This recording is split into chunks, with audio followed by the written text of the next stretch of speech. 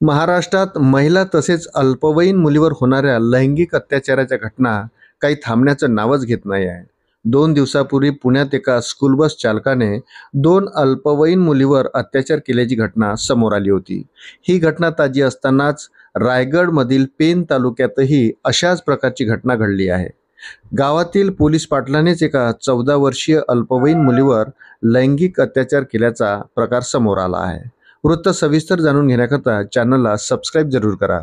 या प्रकरणी पीडित मुलीच्या कुटुंबियांनी दिलेल्या फिर्यादीवरून पोलिसांनी आरोपी विरोधात गुन्हा दाखल केला आहे. गुन्हा दाखल होताच पोलीस पाटील फरार झाला आहे. पोलिसांकडून त्याचा कसून शोध घेतला जात आहे. या घटनेमुळे पेण तालुक्यात संतापाची लाट उसळली आहे. रमेश अंबाजी पाटील वय 62 असं गुन्हा दाखल करण्यात आलेल्या पोलीस पाटलाचं नाव आहे. पोलिसांनी दिलेल्या माहितीनुसार आरोपीची पीडित मुलीच्या वडिलांसोबत चांगली मैत्री आहे.